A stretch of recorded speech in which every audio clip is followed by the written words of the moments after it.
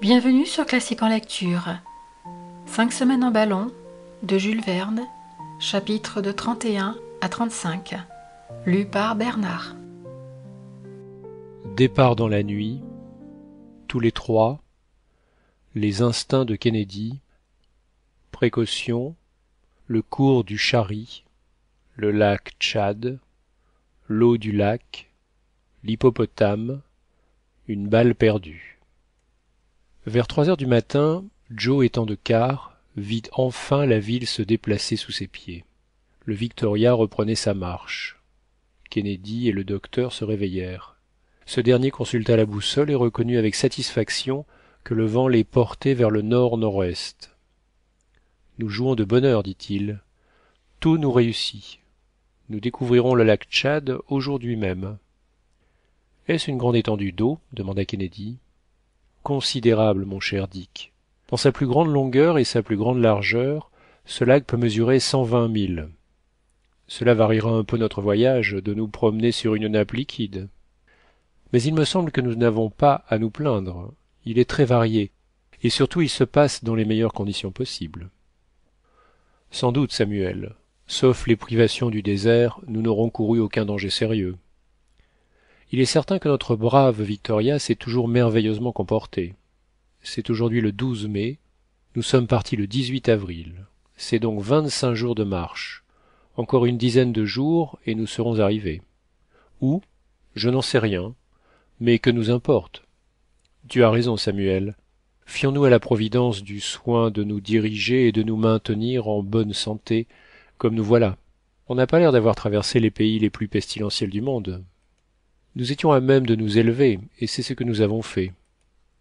Vive les voyages aériens, s'écria Joe.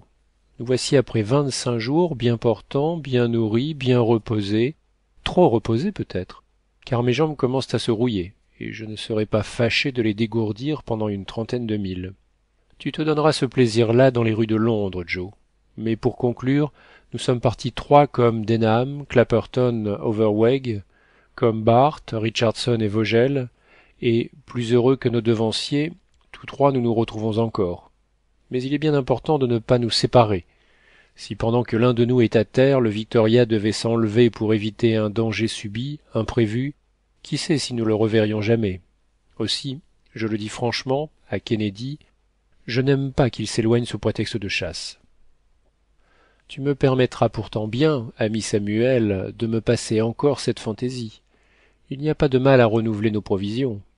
D'ailleurs, avant notre départ, tu m'as fait entrevoir toute une série de chasses superbes, et jusqu'ici j'ai peu fait dans la voie des Anderson et des Cumming. Mais, mon cher Dick, la mémoire te fait défaut, ou ta modestie t'engage à oublier tes prouesses. Il me semble que sans parler du menu gibier, tu as déjà une antilope, un éléphant et 2 lions sur la conscience. Bon, qu'est-ce que cela pour un chasseur africain qui voit passer tous les animaux de la création au bout de son fusil? Tiens, tiens, regarde cette troupe de girafes. Ça, des girafes, fit Joe. Elles sont grosses comme le poing, parce que nous sommes à 1000 pieds au-dessus d'elles, mais de près tu verrais qu'elles ont 3 fois ta hauteur. Et que dis-tu de ce troupeau de gazelles, reprit Kennedy, et ces autruches qui fuient avec la rapidité du vent? Ça, des autruches, fit Joe. Ce sont des poules, tout ce qu'il y a de plus poules. Voyons, Samuel, ne peut-on s'approcher? On peut s'approcher, Dick, mais non prendre terre. À quoi bon, dès lors, frapper ces animaux qui ne te seront d'aucune utilité? S'il s'agissait de détruire un lion, un chat-tigre, une hyène, je le comprendrais. Ce serait toujours une bête dangereuse de moins. Mais une antilope, une gazelle, sans autre profit que la vaine satisfaction de tes instincts de chasseur, cela n'en vaut vraiment pas la peine. Après tout, mon ami, nous allons nous maintenir à 100 pieds du sol, et si tu distingues quelque animal féroce, tu nous feras plaisir en lui envoyant une balle dans le cœur. Le Victoria descendit peu à peu, et se maintint néanmoins à une hauteur rassurante. Dans cette contrée sauvage et très peuplée, il fallait se défier de périls inattendus. Les voyageurs suivaient directement alors le cours du Chari. Les bords charmants de ce fleuve disparaissaient sous les ombrages d'arbres aux nuances variées. Des lianes et des plantes grimpantes serpentaient de toutes parts et produisaient de curieux enchevêtrements de couleurs. Les crocodiles s'ébattaient en plein soleil ou plongeaient sous les eaux avec une vivacité de lézards. En se jouant, ils accostaient les nombreuses îles vertes qui rompaient le courant du fleuve. Ce fut ainsi, au milieu d'une nature riche et verdoyante, que passa le district de Maffatai. Vers 9 heures du matin, le docteur Fergusson et ses amis atteignaient enfin la rive méridionale du lac Tchad. C'était donc là cette Caspienne de l'Afrique, dont l'existence fut si longtemps reléguée au rang des fables, cette mer intérieure à laquelle parvinrent seulement les expéditions de Denham et de Barth. Le docteur essaya d'en fixer la configuration actuelle, bien différente déjà de celle de 1847. En effet, la carte de ce lac est impossible à tracer. Il est entouré de marais fangeux et presque infranchissables dans lesquels Barth pensa périr. D'une année à l'autre, ces marais, couverts de roseaux et de papyrus de 15 pieds, deviennent le lac lui-même. Souvent aussi, les villes étalées sur ses bords sont à demi submergées, comme il arriva à Ngornou en 1856. Et maintenant les hippopotames et les alligators plongent au lieu même où s'élevaient les habitations du Bornou. Le soleil versait ses rayons éblouissants sur cette eau tranquille, et au nord, les deux éléments se confondaient dans un même horizon. Le docteur voulut constater la nature de l'eau, que longtemps on crut salée. Il n'y avait aucun danger à s'approcher de la surface du lac, et la nacelle vint le raser, comme un oiseau à 5 pieds de distance. Joe plongea une bouteille et la ramena à demi pleine. Cette eau fut goûtée et trouvée peu potable, avec un certain goût de natron. Tandis que le docteur inscrivait le résultat de son expérience, un coup de fusil éclata à ses côtés. Kennedy n'avait pu résister au désir d'envoyer une balle à un monstrueux hippopotame. Celui-ci, qui respirait tranquillement, disparut au bruit de la détonation, et la balle conique du chasseur ne parut pas le troubler autrement. Il aurait mieux valu le harponner, dit Joe. Et comment? Avec une de nos ancres? C'eût été un hameçon convenable pour un pareil animal. Mais, dit Kennedy, Joe a vraiment une idée. Que je vous prie de ne pas mettre à exécution, répliqua le docteur. L'animal nous aurait vite entraînés où nous n'avons que faire. Surtout maintenant que nous sommes fixés sur la qualité de l'eau du Tchad. Est-ce que cela se mange, ce poisson-là, monsieur Fergusson? Ton poisson, Joe, est tout bonnement un mammifère du genre des pachydermes. Sa chair est excellente, dit-on, et fait l'objet d'un grand commerce entre les tribus riveraines du lac. Alors, je regrette que le coup de fusil de monsieur Dick n'ait pas mieux réussi. Cet animal n'est vulnérable qu'au ventre et entre les cuisses. La balle de Dick ne l'aura pas même entamé. Mais si le terrain me paraît propice, nous nous arrêterons à l'extrémité septentrionale du lac. Là, Kennedy se trouvera en pleine ménagerie et il pourra se dédommager à son aise.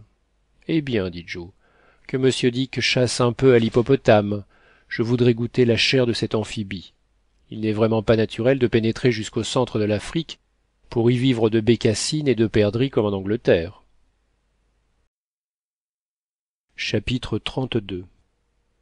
La capitale du Bornou, les îles des Biddiomahs, les gypaètes, les inquiétudes du docteur, ses précautions, une attaque au milieu des airs, l'enveloppe déchirée, la chute, dévouement sublime, la côte septentrionale du lac. Depuis son arrivée au lac Tchad, le Victoria avait rencontré un courant qui s'inclinait plus à l'ouest. Quelques nuages tempéraient alors la chaleur du jour. On sentait d'ailleurs un peu d'air sur cette vaste étendue d'eau. Mais, vers 1 heure, le ballon ayant coupé de biais cette partie du lac, s'avança de nouveau dans les terres, pendant l'espace de 7 ou 8 milles. Le docteur, un peu fâché d'abord de cette direction, ne pensa plus à s'en plaindre quand il aperçut la ville de Kouka, la célèbre capitale du Bornou. Il put l'entrevoir un instant, ceinte de ses murailles d'argile blanche. Quelques mosquées assez grossières s'élevaient lourdement au-dessus de cette multitude de dés à jouer qui forment les maisons arabes. Dans les cours des maisons et sur les places publiques poussaient des palmiers et des arbres à caoutchouc, couronnés par un dôme de feuillage large de plus de 100 pieds. Joe fit observer que ces immenses parasols étaient en rapport avec l'ardeur des rayons solaires, et il en tira des conclusions fort aimables pour la Providence. Kouka se compose réellement de deux villes distinctes, séparées par le Dendal, large boulevard de 300 toises, alors encombré de piétons et de cavaliers. D'un côté se carre la ville riche avec ses cases hautes et aérées, de l'autre se presse la ville pauvre, triste assemblage de huttes basses et coniques, où végète une indigente population, car Kouka n'est ni commerçante ni industrielle. Kennedy lui trouva quelque ressemblance avec un Édimbourg qui s'étalerait dans une plaine, avec ses deux villes parfaitement déterminées. Mais à peine les voyageurs purent-ils saisir ce coup d'œil, car, avec la mobilité qui caractérise les courants de cette contrée, un vent contraire les saisit brusquement et les ramena pendant une quarantaine de milles sur le Tchad. Ce fut alors un nouveau spectacle. Ils pouvaient compter les îles nombreuses du lac, habitées par les Biddiomahs, pirates sanguinaires, très redoutés, et dont le voisinage est aussi craint que celui des Touaregs du Sahara. Ces sauvages se préparaient à recevoir courageusement le Victoria à coups de flèches et de pierres, mais celui-ci eut bientôt fait de dépasser ces îles sur lesquelles il semblait papillonner comme un scarabée gigantesque. En ce moment, Joe regardait l'horizon et s'adressant à Kennedy, il lui dit « Ma foi, monsieur Dick, vous qui êtes toujours à rêver chasse, voilà justement votre affaire. Qu'est-ce donc, Joe?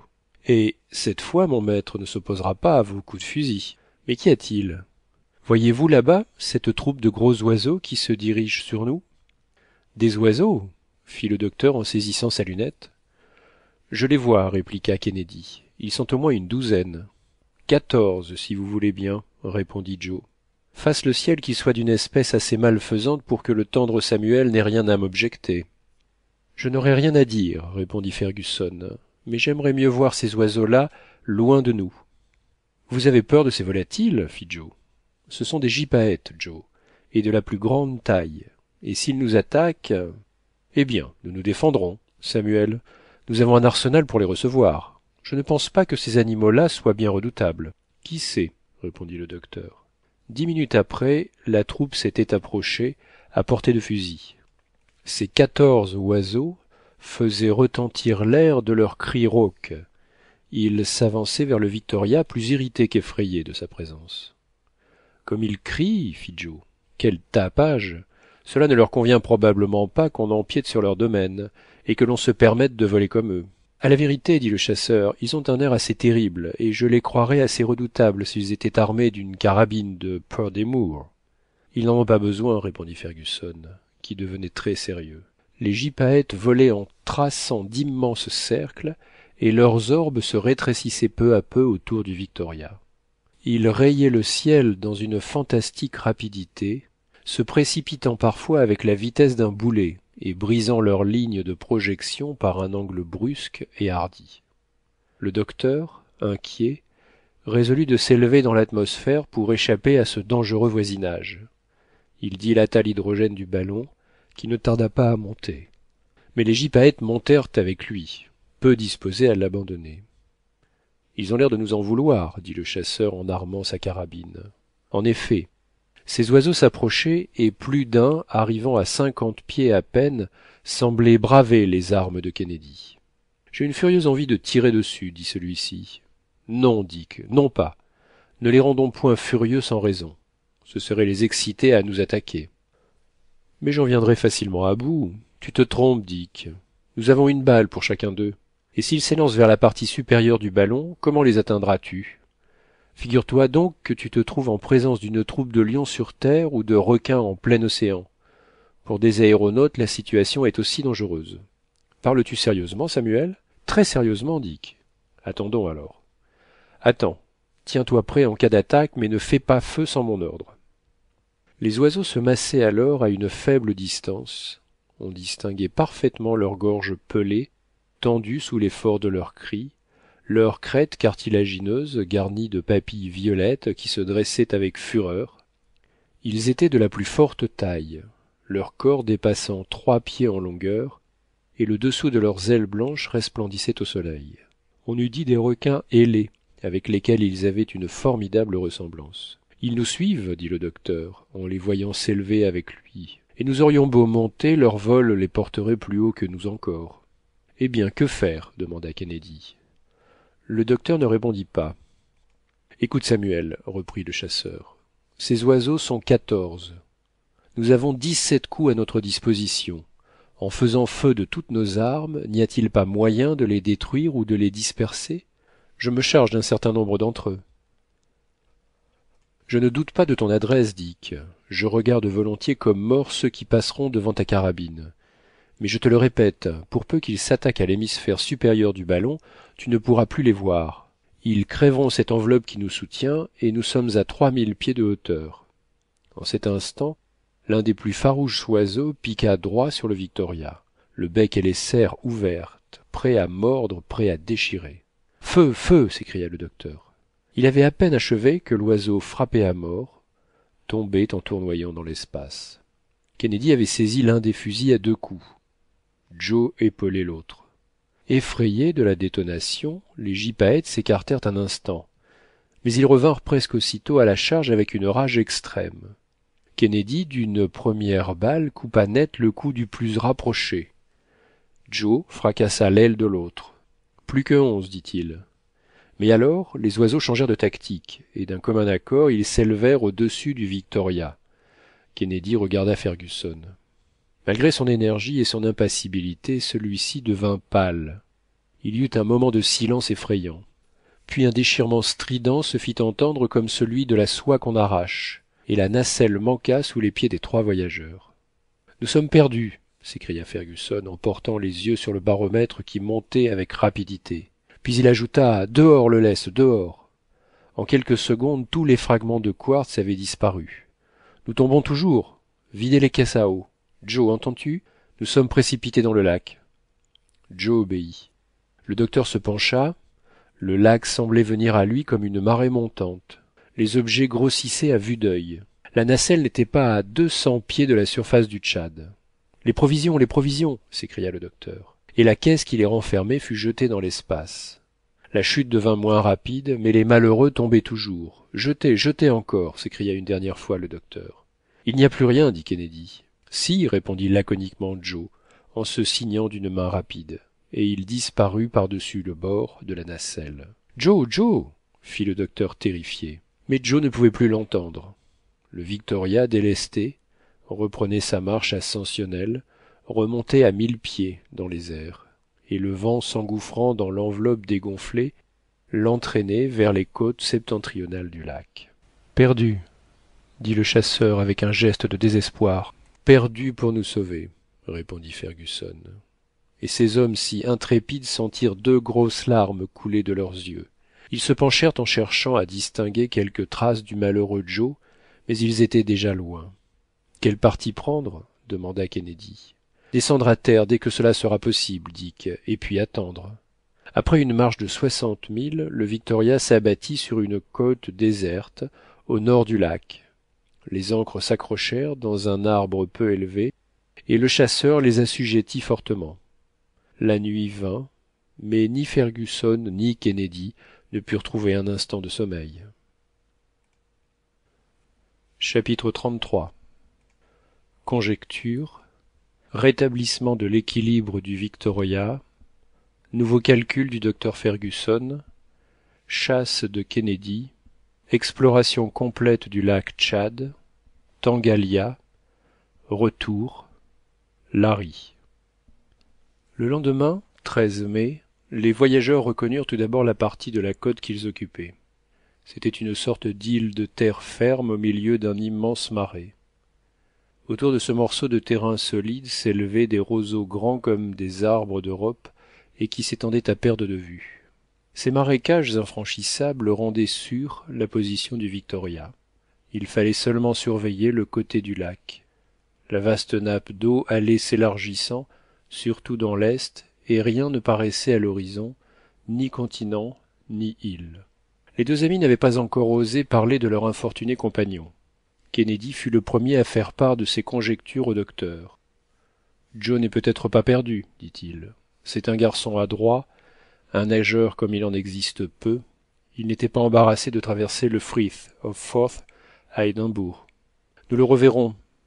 Quand et comment, je l'ignore. Mais, de notre côté, ne négligeons rien pour lui donner l'occasion de nous rejoindre. Dieu t'entende, Dick, répondit le docteur d'une voix émue. Nous ferons tout au monde pour retrouver notre ami.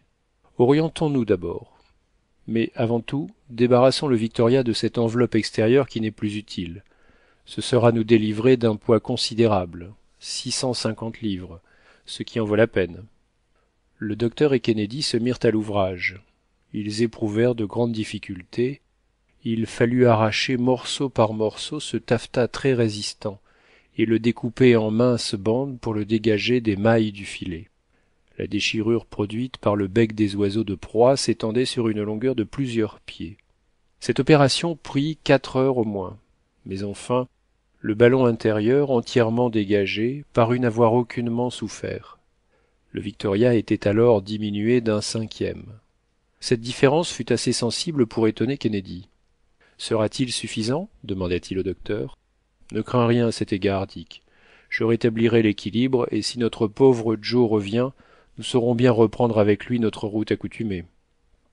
Au moment de notre chute, Samuel, si mes souvenirs sont exacts, nous ne devions pas être éloignés d'une île. Je me le rappelle, en effet, mais cette île, comme toutes celles du Tchad, est sans doute habitée par une race de pirates et de meurtriers. Ces sauvages auront été certainement témoins de notre catastrophe, et si Joe tombe entre leurs mains, à moins que la superstition ne le protège, que deviendra-t-il? Il est homme à se tirer d'affaire, je te le répète. J'ai confiance dans son adresse et son intelligence. Je l'espère. Maintenant, Dick, tu vas chasser aux environs sans t'éloigner toutefois. Il devient urgent de renouveler nos vivres, dont la plus grande partie a été sacrifiée. Bien, Samuel, je ne serai pas longtemps absent. Kennedy prit un fusil à 2 coups et s'avança dans les grandes herbes vers un taillis assez rapproché. De fréquentes détonations apprirent bientôt au docteur que sa chasse serait fructueuse. Pendant ce temps, celui-ci s'occupa de faire le relevé des objets conservés dans la nacelle et d'établir l'équilibre du second aérostat. Il restait une 30aine de livres de pemmican, quelques provisions de thé et de café, environ 1,5 gallon d'eau-de-vie, une caisse à eau parfaitement vide. Toute la viande sèche avait disparu. Le docteur savait que, par la perte de l'hydrogène du premier ballon, sa force ascensionnelle se trouvait réduite de 900 livres environ. Il dut donc se baser sur cette différence pour reconstituer son équilibre. Le nouveau Victoria cubait 67 000 pieds et renfermait 33 480 pieds cubes de gaz. L'appareil de dilatation paraissait être en bon état. Ni la pile ni le serpentin n'avaient été endommagés. La force ascensionnelle du nouveau ballon était donc de 3000 livres environ. En réunissant les poids de l'appareil, des voyageurs, de la provision d'eau, de la nacelle et de ses accessoires, en embarquant 50 gallons d'eau et 100 livres de viande fraîche, le docteur arrivait à un total de 2830 livres. Il pouvait donc emporter 170 livres de lest pour les cas imprévus. Et l'aérostat se trouverait alors équilibré avec l'air ambiant. Ces dispositions furent prises en conséquence, et il remplaça le poids de Joe par un supplément de lest. Il employa la journée entière à ces divers préparatifs, et ceux-ci se terminaient au retour de Kennedy. Le chasseur avait fait bonne chasse. Il apportait une véritable charge d'oies, de canards sauvages, de bécassines, de sarcelles et de pluviers. Il s'occupa de préparer ce gibier et de le fumer. Chaque pièce, embrochée par une mince baguette, fut suspendue au-dessus d'un foyer de bois vert. Quand la préparation parut convenable à Kennedy, qui s'y entendait d'ailleurs, le tout fut emmagasiné dans la nacelle. Le lendemain, le chasseur devait compléter ses approvisionnements. Le soir surprit les voyageurs au milieu de ces travaux. Leur souper se composa de pemmican, de biscuits et de thé. La fatigue, après leur avoir donné l'appétit, leur donna le sommeil. Chacun, pendant son quart, interrogea les ténèbres, croyant parfois saisir la voix de Joe. Mais, hélas, elle était bien loin, cette voix qu'ils eussent voulu entendre. Au premier rayon du jour, le docteur réveilla Kennedy. « J'ai longuement médité, lui dit-il, sur ce qu'il convient de faire pour retrouver notre compagnon. Quel que soit ton projet, Samuel, il me va. Parle. Avant tout, il est important que Joe ait de nos nouvelles. Sans doute, si ce digne garçon allait se figurer que nous l'abandonnons, lui, il nous connaît trop, Jamais pareille idée ne lui viendrait à l'esprit. Mais il faut qu'il apprenne où nous sommes. Comment cela? Nous allons reprendre notre place dans la nacelle et nous élever dans l'air. Mais si le vent nous entraîne? Il n'en sera rien, heureusement. Vois, Dick. La brise nous ramène sur le lac, et cette circonstance qui eût été fâcheuse hier est propice aujourd'hui. Nos efforts se borneront donc à nous maintenir sur cette vaste étendue d'eau pendant toute la journée. Joe ne pourra manquer de nous voir là où ses regards doivent se diriger sans cesse. Peut-être même parviendra-t-il à nous informer du lieu de sa retraite. S'il est seul et libre, il le fera certainement. Et s'il est prisonnier, reprit le docteur, l'habitude des indigènes n'étant pas d'enfermer leurs captifs, il nous verra et comprendra le but de nos recherches. Mais enfin, reprit Kennedy, car il faut prévoir tous les cas, si nous ne trouvons aucun indice, s'il n'a pas laissé une trace de son passage, que ferons-nous? Nous essaierons de regagner la partie septentrionale du lac en nous maintenant le plus en vue possible.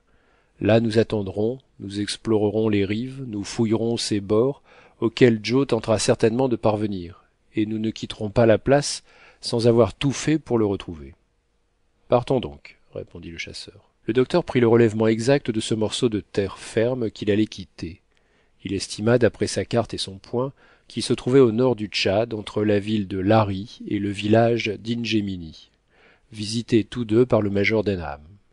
Pendant ce temps, Kennedy compléta ses approvisionnements de viande fraîche. Bien que les marais environnants portaient des marques de rhinocéros, de lamantins et d'hippopotames, il n'eut pas l'occasion de rencontrer un seul de ces énormes animaux. À 7 heures du matin, non sans de grandes difficultés, dont le pauvre Joe savait se tirer à merveille, l'ancre fut détachée de l'arbre. Le gaz se dilata et le nouveau Victoria parvint à 200 pieds dans l'air. Il hésita d'abord en se tournant sur lui-même, mais enfin, pris dans un courant assez vif, il s'avança sur le lac et bientôt fut emporté avec une vitesse de 20 milles à l'heure. Le docteur se maintint constamment à une hauteur qui variait entre 200 et 500 pieds. Kennedy déchargeait souvent sa carabine. Au-dessus des îles, les voyageurs se rapprochaient même imprudemment, fouillant du regard les taillis, les buissons, les halliers, partout où quelque ombrage, quelque anfractuosité de roc eût pu donner asile à leurs compagnons. Ils descendaient près des longues pirogues qui sillonnaient le lac. Les pêcheurs, à leur vue, se précipitaient à l'eau et regagnaient leur île avec les démonstrations de crainte les moins dissimulées. Nous ne voyons rien, dit Kennedy, après 2 heures de recherche. Attendons, Dick, et ne perdons pas courage. Nous ne devons pas être éloignés du lieu de l'accident. À 11 heures, le Victoria s'était avancé de 90 milles. Il rencontra alors un nouveau courant qui, sous un angle presque droit, le poussa vers l'est pendant une 60aine de milles. Il planait au-dessus d'une île très vaste et très peuplée, que le docteur jugea devoir être Farram, où se trouve la capitale des Biddiomahs. Il s'attendait à voir Joe surgir de chaque buisson, s'échappant, l'appelant. Libre, on l'eût enlevé sans difficulté. Prisonnier, en renouvelant la manœuvre employée pour le missionnaire, il aurait bientôt rejoint ses amis. Mais rien ne parut, rien ne bougea. C'était à se désespérer. Le Victoria arrivait à 2 heures et demie en vue de Tangalia, village situé sur la rive orientale du Tchad, et qui marqua le point extrême atteint par Denham à l'époque de son exploration. Le docteur devint inquiet de cette direction persistante du vent. Il se sentait rejeté vers l'est, repoussé dans le centre de l'Afrique vers d'interminables déserts. Il faut absolument nous arrêter, dit-il, et même prendre terre, dans l'intérêt de Joe surtout. Nous devons revenir sur le lac, mais auparavant tâchons de trouver un courant opposé. Pendant plus d'1 heure, il chercha à différentes zones. Le Victoria dérivait toujours sur la terre ferme, mais heureusement, à 1000 pieds, un souffle très violent le ramena dans le nord-ouest. Il n'était pas possible que Joe fût retenu sur une des îles du lac. Il eût certainement trouvé moyen de manifester sa présence. Peut-être l'avait-on entraîné sur terre. Ce fut ainsi que raisonna le docteur quand il revit la rive septentrionale du Tchad. Quant à penser que Joe se fût noyé, c'était inadmissible. Il y eut bien une idée horrible qui traversa l'esprit de Fergusson et de Kennedy. Les caïmans sont nombreux dans ces parages, mais ni l'un ni l'autre n'eut le courage de formuler cette appréhension. Cependant, elle vint si manifestement à leurs pensées que le docteur dit sans autre préambule: Les crocodiles ne se rencontrent que sur les rives des îles ou du lac. Joe aura assez d'adresse pour les éviter. D'ailleurs, ils sont peu dangereux et les Africains se baignent impunément sans craindre leurs attaques. Kennedy ne répondit pas. Il préférait se taire à discuter cette terrible possibilité. Le docteur signala la ville de Lari vers les 5 heures du soir. Les habitants travaillaient à la récolte du coton devant des cabanes de roseaux tressés, au milieu d'enclos propres et soigneusement entretenus. Cette réunion d'une cinquantaine de cases occupait une légère dépression de terrain dans une vallée étendue entre de basses montagnes. La violence du vent portait plus avant qu'il ne convenait au docteur, mais il changea une seconde fois et le ramena précisément à son point de départ dans cette sorte d'île ferme où il avait passé la nuit précédente. L'ancre, au lieu de rencontrer les branches de l'arbre, se prit dans des paquets de roseaux mêlés à la vase épaisse du marais, et d'une résistance considérable. Le docteur eut beaucoup de peine à contenir l'aérostat, mais enfin le vent tomba avec la nuit, et les deux amis veillèrent ensemble, presque désespérés. Chapitre 34. L'ouragan, départ forcé, perte d'une ancre, triste réflexion, résolution prise, la trombe, la caravane engloutie, vent contraire et favorable, retour au sud, Kennedy à son poste. À 3 heures du matin, le vent faisait rage et soufflait avec une violence telle que le Victoria ne pouvait demeurer près de terre sans danger. Les roseaux froissaient son enveloppe, qu'il menaçait de déchirer. « Il faut partir, Dick, fit le docteur. Nous ne pouvons rester dans cette situation.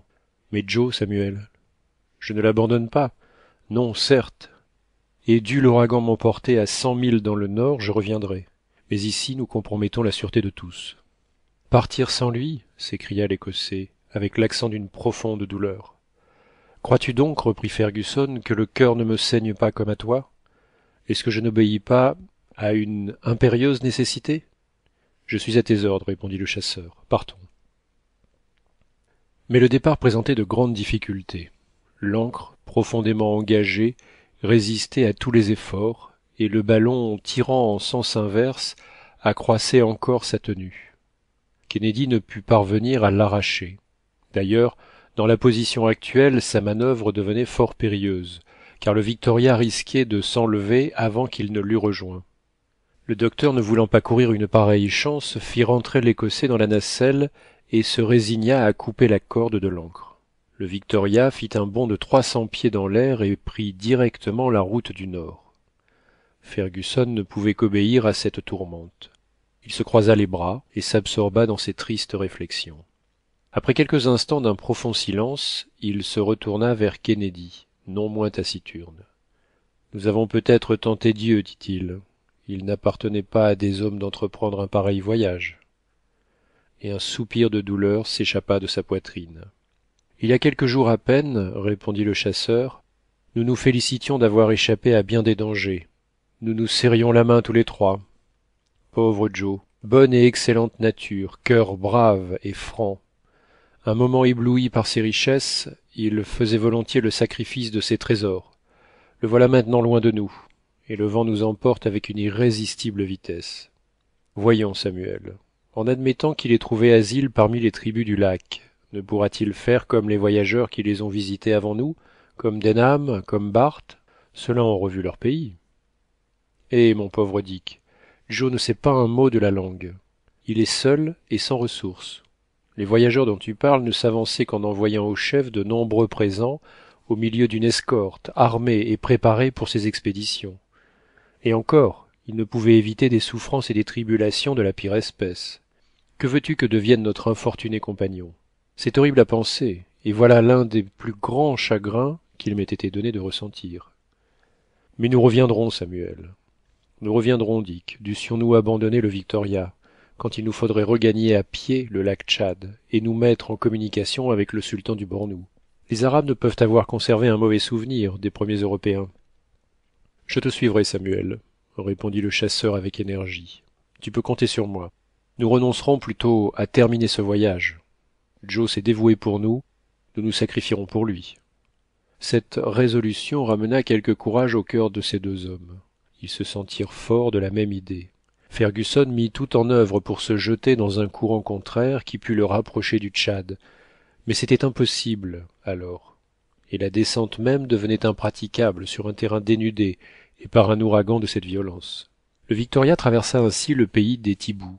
Il franchit le Belad el Djerid, désert épineux qui forme la lisière du Soudan, et pénétra dans le désert de sable, sillonné par de longues traces de caravanes.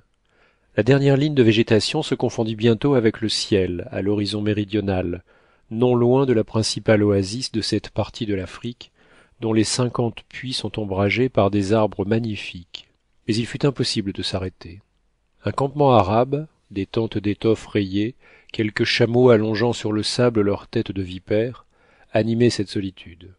Mais le Victoria passa comme une étoile filante et parcourut ainsi une distance de 60 milles en 3 heures, sans que Fergusson parvint à maîtriser sa course. Nous ne pouvons faire halte, dit-il, nous ne pouvons descendre, pas un arbre, pas une saillie de terrain. Allons-nous donc franchir le Sahara? Décidément le ciel est contre nous. Il parlait ainsi avec une rage désespérée, quand il vit dans le nord les sables du désert se soulever au milieu d'une épaisse poussière et tournoyer sous l'impulsion des courants opposés. Au milieu du tourbillon, brisée, rompue, renversée, une caravane entière disparaissait sous l'avalanche de sable. Les chameaux pêle-mêle poussaient des gémissements sourds et lamentables. Des cris, des hurlements sortaient de ce brouillard étouffant. Quelquefois un vêtement bariolé tranchait avec ses couleurs vives dans ce chaos, et le mugissement de la tempête dominait cette scène de destruction. Bientôt le sable s'accumula en masse compacte, et là où naguère s'étendait la plaine unie, s'élevait une colline encore agitée, tombe immense d'une caravane engloutie. Le docteur et Kennedy, pâles, assistaient à ce terrible spectacle. Ils ne pouvaient plus manœuvrer leur ballon, qui tournoyait au milieu des courants contraires et n'obéissait plus aux différentes dilatations du gaz. Enlacé dans ces remous de l'air, il tourbillonnait avec une rapidité vertigineuse. La nacelle décrivait de larges oscillations, les instruments suspendus sous la tente s'entrechoquaient à se briser, les tuyaux du serpentin se courbaient à se rompre, les caisses à eau se déplaçaient avec fracas. À 2 pieds l'un de l'autre, les voyageurs ne pouvaient s'entendre, et d'une main crispée, s'accrochant au cordage, ils essayaient de se maintenir contre la fureur de l'ouragan. Kennedy, les cheveux épars, regardait sans parler.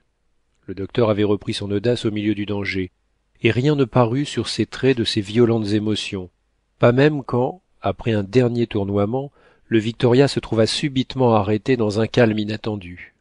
Le vent du nord avait pris le dessus et le chassait en sens inverse sur la route du matin, avec une rapidité non moins égale. Où allons-nous? S'écria Kennedy. Laissons faire la providence, mon cher Dick. J'ai eu tort de douter d'elle.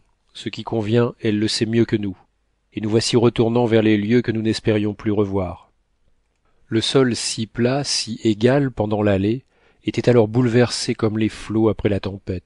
Une suite de petits monticules à peine fixés jalonnait le désert. Le vent soufflait avec violence, et le Victoria volait dans l'espace. La direction suivie par les voyageurs différait un peu de celle qu'ils avaient prise le matin.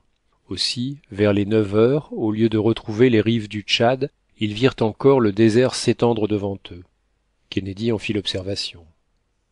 Peu importe, répondit le docteur. L'important est de revenir au sud. Nous rencontrerons les villes de Bornou, Woody ou Kouka, et je n'hésiterai pas à m'y arrêter. Si tu es satisfait, je le suis, répondit le chasseur. Mais fasse le ciel que nous ne soyons pas réduits à traverser le désert comme ces malheureux Arabes. Ce que nous avons vu est horrible. Et se reproduit fréquemment, Dick. Les traversées du désert sont autrement dangereuses que celles de l'océan. Le désert a tous les périls de la mer, même l'engloutissement, et de plus, des fatigues et des privations insoutenables. Il me semble, dit Kennedy, que le vent tend à se calmer. La poussière des sables est moins compacte, leurs ondulations diminuent, l'horizon s'éclaircit. Tant mieux. Il faut l'examiner attentivement avec la lunette et que pas un point n'échappe à notre vue. Je m'en charge, Samuel, et le premier arbre n'apparaîtra pas sans que tu n'en sois prévenu. Et Kennedy, la lunette à la main, se plaça sur le devant de la nacelle. Chapitre 35. L'histoire de Joe, l'île des Biddiomahs, l'adoration, l'île engloutie, les rives du lac, l'arbre au serpent, voyage à pied, souffrance, moustiques et fourmis, la faim, passage du Victoria, disparition du Victoria, désespoir, le marais, un dernier cri. Qu'était devenu Joe pendant les vaines recherches de son maître? Lorsqu'il se fut précipité dans le lac, son premier mouvement à la surface fut de lever les yeux en l'air. Il vit le Victoria déjà fort élevé au-dessus du lac, remonter avec rapidité, diminuer peu à peu, et, pris bientôt par un courant rapide, disparaître vers le nord. Son maître, ses amis étaient sauvés. Il est heureux, se dit-il, que j'ai eu cette pensée de me jeter dans le Tchad. Elle n'eût pas manqué de venir à l'esprit de M. Kennedy, et certes il n'aurait pas hésité à faire comme moi, car il est bien naturel qu'un homme se sacrifie pour en sauver deux autres, c'est mathématique. Rassuré sur ce point, Joe se mit à songer à lui. Il était au milieu d'un lac immense, entouré de peuplades inconnues, et probablement féroces. Raison de plus pour se tirer d'affaire en ne comptant que sur lui. Il ne s'effraya donc pas autrement. Avant l'attaque des oiseaux de proie qui, selon lui, s'étaient conduits comme de vrais gypaètes, il avait avisé une île à l'horizon. Il résolut donc de se diriger vers elle, et se mit à déployer toutes ses connaissances dans l'art de la natation, après s'être débarrassé de la partie la plus gênante de ses vêtements. Il ne s'embarrassait guère d'une promenade de 5 ou 6 milles. Aussi, tant qu'il fut en plein lac, il ne songea qu'à nager vigoureusement et directement. Au bout d'une heure et demie, la distance qui le séparait de l'île se trouvait fort diminuée. Mais à mesure qu'il s'approchait de terre, une pensée d'abord fugitive, tenace alors, s'empara de son esprit. Il savait que les rives du lac sont hantées par d'énormes alligators, et il connaissait la voracité de ces animaux. Quelle que fût sa manie de trouver tout naturel en ce monde, le digne garçon se sentait invinciblement ému. Il craignait que la chair blanche ne fût particulièrement du goût des crocodiles, et il ne s'avança donc qu'avec une extrême précaution, l'œil aux aguets. Il n'était plus qu'à une centaine de brasses d'un rivage ombragé d'arbres verts, quand une bouffée d'air chargée de l'odeur pénétrante du musc arriva jusqu'à lui. Bon, se dit-il, voilà ce que je craignais. Le caïman n'est pas loin. Et il plongea rapidement, mais pas assez pour éviter le contact d'un corps énorme, dont l'épiderme écailleux l'écorcha au passage. Il se crut perdu, et se mit à nager avec une vitesse désespérée. Il revint à la surface de l'eau, respira, et disparut de nouveau. Il eut là un quart d'heure d'une indicible angoisse que toute sa philosophie ne put surmonter, et croyait entendre derrière lui le bruit de cette vaste mâchoire prête à le happer. Il filait alors entre deux eaux, le plus doucement possible, quand il se sentit saisir par un bras, puis par le milieu du corps. Pauvre Joe! Il eut une dernière pensée pour son maître, et se prit à lutter avec désespoir en se sentant attiré non vers le fond du lac, ainsi que les crocodiles ont l'habitude de faire pour dévorer leur proie, mais à la surface même.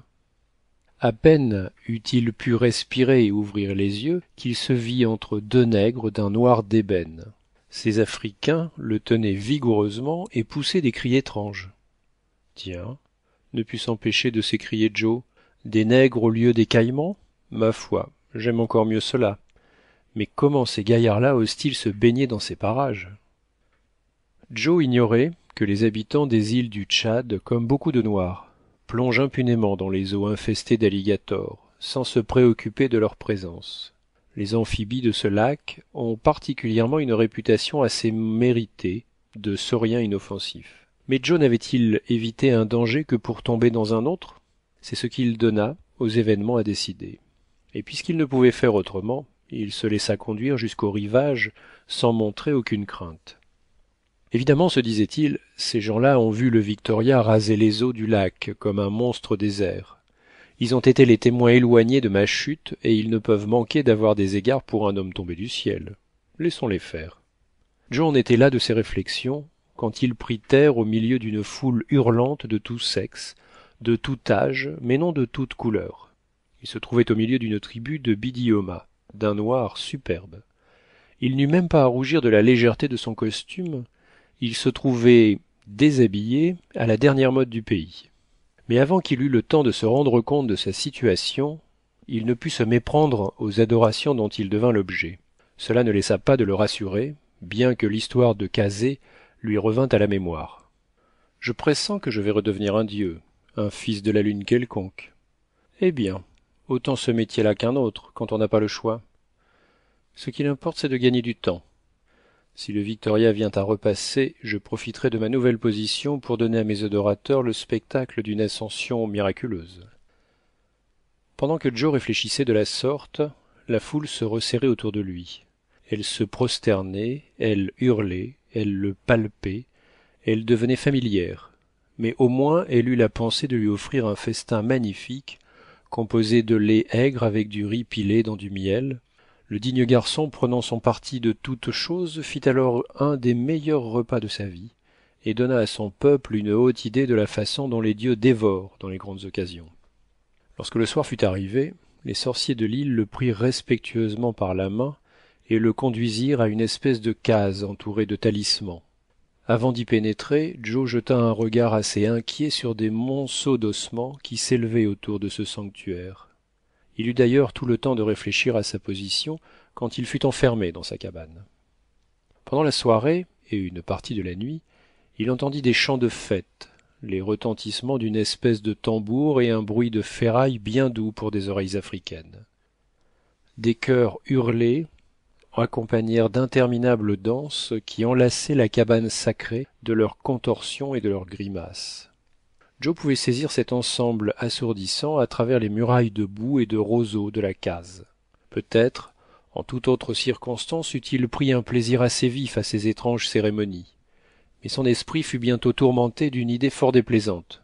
Tout en prenant les choses de leur bon côté, il trouvait stupide et même triste d'être perdu dans cette contrée sauvage, au milieu de pareilles peuplades. Peu de voyageurs avaient revu leur patrie, de ceux qui osèrent s'aventurer jusqu'à ces contrées. D'ailleurs, pouvait-il se fier aux adorations dont il se voyait l'objet? Il avait de bonnes raisons de croire à la vanité des grandeurs humaines. Il se demanda si, dans ce pays, l'adoration n'allait pas jusqu'à manger l'adoré. Malgré cette fâcheuse perspective, après quelques heures de réflexion, la fatigue l'emporta sur les idées noires, et Joe tomba dans un sommeil assez profond qui se fût prolongé sans doute jusqu'au lever du jour si une humidité inattendue n'eût réveillé le dormeur. Bientôt, cette humidité se fit eau, et cette eau monta, si bien que Joe en eut jusqu'à mi-corps. « Qu'est-ce là » dit-il. « Une inondation? Une trombe? Un nouveau supplice de ces nègres? Ma foi, je n'attendrai pas d'en avoir jusqu'au cou. » Et ce disant, il enfonça la muraille d'un coup d'épaule et se trouva où? En plein lac. D'île, il n'y en avait plus, submergé pendant la nuit. À sa place, l'immensité du Tchad. Triste pays pour les propriétaires, se dit Joe, et il reprit avec vigueur l'exercice de ses facultés natatoires. Un de ces phénomènes assez fréquents sur le lac Tchad avait délivré le brave garçon. Plus d'une île a disparu ainsi, qui paraissait avoir la solidité du roc, et souvent les populations riveraines durent recueillir les malheureux échappés à ces terribles catastrophes. Joe ignorait cette particularité, mais il ne se fit pas faute d'en profiter. Il avisa une barque errante et l'accosta rapidement. C'était une sorte de tronc d'arbre grossièrement creusé. Une paire de pagaies s'y trouvait heureusement, et Joe, profitant d'un courant assez rapide, se laissa dériver. « Orientons-nous, dit-il. L'étoile polaire, qui fait honnêtement son métier d'indiquer la route du nord à tout le monde, voudra bien me venir en aide. » Il reconnut avec satisfaction que le courant le portait vers la rive septentrionale du Tchad, et il le laissa faire. Vers 2 heures du matin, il prenait pied sur un promontoire couvert de roseaux épineux, qui parurent fort importuns, même à un philosophe. Mais un arbre poussait là, tout exprès pour lui offrir un lit dans ses branches. Joe y grimpa, pour plus de sûreté, et attendit là, sans trop dormir, les premiers rayons du jour. Le matin venu, avec cette rapidité particulière aux régions équatoriales, Joe jeta un coup d'œil sur l'arbre qui l'avait abrité pendant la nuit. Un spectacle assez inattendu le terrifia. Les branches de cet arbre étaient littéralement couvertes de serpents et de caméléons. Le feuillage disparaissait sous leurs entrelacements. On eût dit un arbre d'une nouvelle espèce qui produisait des reptiles. Sous les premiers rayons du soleil, tout cela rampait et se tordait. Joe éprouva un vif sentiment de terreur mêlé de dégoût, et s'élança à terre au milieu des sifflements de la bande. Voilà une chose qu'on ne voudra jamais croire, dit-il. Il ne savait pas que les dernières lettres du docteur Vogel avaient fait connaître cette singularité des rives du Tchad, où les reptiles sont plus nombreux qu'en aucun pays du monde. Après ce qu'il venait de voir, Joe résolut d'être plus circonspect à l'avenir, et s'orientant vers le soleil, il se mit en marche en se dirigeant vers le nord-est. Il évitait avec le plus grand soin cabanes, cases, huttes, tanières, en un mot tout ce qui peut servir de réceptacle à la race humaine. Que de fois ses regards se portèrent en l'air. Il espérait apercevoir le Victoria, et bien qu'il l'eût vainement cherché pendant toute cette journée de marche, cela ne diminua pas sa confiance en son maître. Il lui fallait une grande énergie de caractère pour prendre si philosophiquement sa situation. La faim se joignait à la fatigue, car à le nourrir de racines, de moelles d'arbustes tels que le mélé, ou des fruits du palmier, doum, on ne refait pas un homme. Et cependant, suivant son estime, il s'avança d'une trentaine de milles vers l'ouest. Son corps portait en 20 endroits les traces des milliers d'épines, dont les roseaux du lac, les acacias et les mimosas sont hérissés, et ses pieds ensanglantés rendaient sa marche extrêmement douloureuse. Mais enfin, il put réagir contre ses souffrances et, le soir venu, il résolut de passer la nuit sur les rives du Tchad. Là, il eut à subir les atroces piqûres de myriades d'insectes. Mouches, moustiques, fourmis longues d'un demi-pouce y couvrent littéralement la terre. Au bout de 2 heures, il ne restait pas à Joe un lambeau du peu de vêtements qui le couvraient. Les insectes avaient tout dévoré. Ce fut une nuit terrible qui ne donna pas 1 heure de sommeil aux voyageurs fatigués. Pendant ce temps, les sangliers, les buffles sauvages, l'adjoub, sorte de lamentins assez dangereux, faisaient rage dans les buissons et sous les eaux du lac. Le concert des bêtes féroces retentissait au milieu de la nuit. Joe n'osa remuer. Sa résignation et sa patience eurent de la peine à tenir contre une pareille situation. Enfin, le jour revint. Joe se releva précipitamment, et que l'on juge du dégoût qu'il ressentit en voyant quel animal immonde avait partagé sa couche, un crapaud. Mais un crapaud de 5 pouces de large, une bête monstrueuse, repoussante, qui le regardait avec des yeux ronds. Joe sentit son cœur se soulever, et reprenant quelque force dans sa répugnance, il courut à grands pas se plonger dans les eaux du lac. Ce bain calma un peu les démangeaisons qui le torturaient, et, après avoir mâché quelques feuilles, il reprit sa route avec une obstination, un entêtement dont il ne pouvait se rendre compte. Il n'avait plus le sentiment de ses actes, et néanmoins il sentait en lui une puissance supérieure au désespoir. Cependant, une faim terrible le torturait. Son estomac, moins résigné que lui, se plaignait. Il fut obligé de serrer fortement une liane autour de son corps. Heureusement, sa soif pouvait s'étancher à chaque pas, et en se rappelant les souffrances du désert, il trouvait un bonheur relatif à ne pas subir les tourments de cet impérieux besoin. Où peut être le Victoria, se demandait-il. Le vent souffle du nord, il devrait revenir sur le lac. Sans doute M. Samuel aura procédé à une nouvelle installation pour rétablir l'équilibre. Mais la journée d'hier a dû suffire à ses travaux. Il ne serait donc pas impossible qu'aujourd'hui, mais agissons comme si je devais jamais le revoir.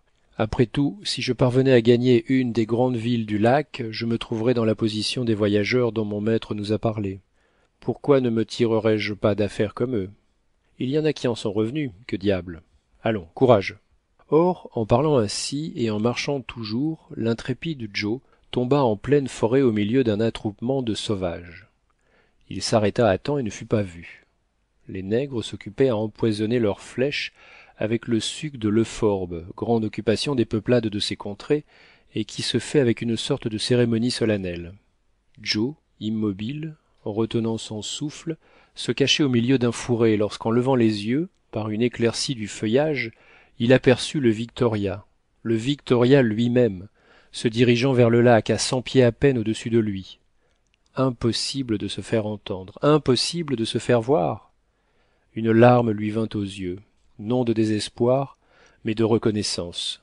Son maître était à sa recherche. Son maître ne l'abandonnait pas. Il lui fallut attendre le départ des Noirs. Il put alors quitter sa retraite et courir vers les bords du Tchad. Mais alors, Le Victoria se perdait au loin dans le ciel. Joe résolut de l'attendre. Il repasserait certainement.